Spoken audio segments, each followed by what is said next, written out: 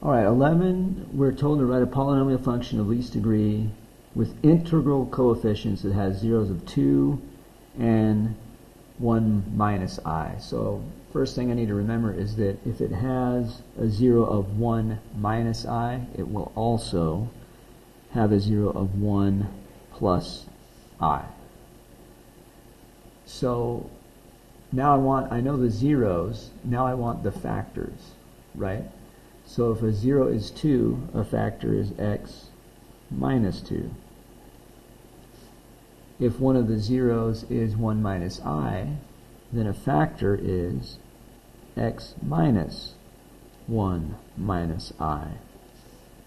And then finally, if another 0 is 1 plus I, then the factor is x minus 1 plus I.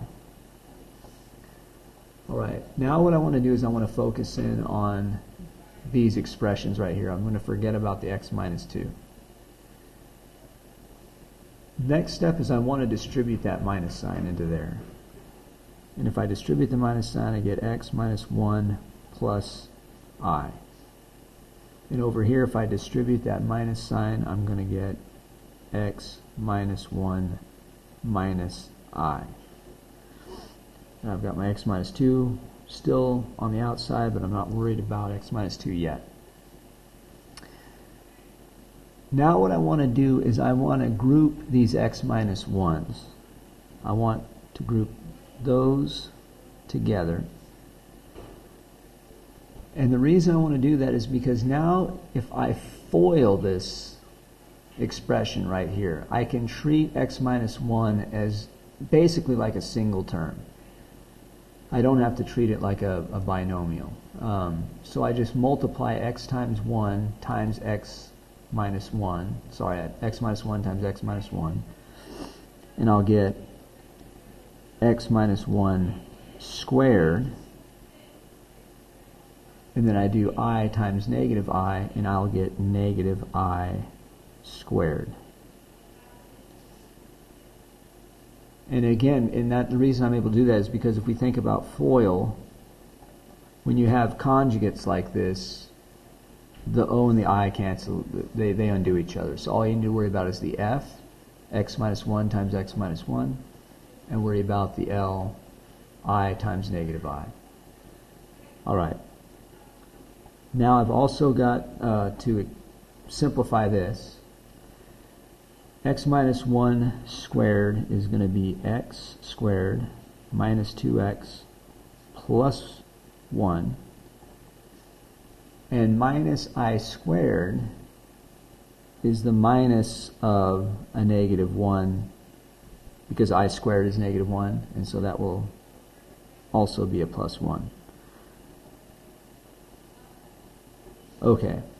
Now I just simplify that part of it right there. I can bring these two ones together. I get x minus 2 times x squared minus 2x plus 2. Alright, to finish the problem, all I need to do now is multiply this by x minus 2. And so what I'm going to do is I'm just going to take each term and multiply it by x minus 2. So x squared times x minus 2 will give me x cubed minus 2x squared, right? And then I do minus 2x times x minus 2, and that'll give me what? Minus 2x squared. And then it'll give me plus 4x.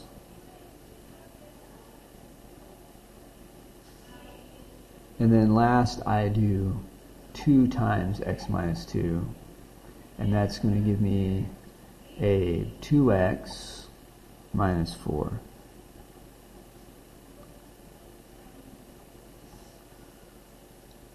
Okay, and so now what I want to do is simplify this expression here, just bring everything together, and what I would get is x cubed minus 4x squared plus 6x minus 4.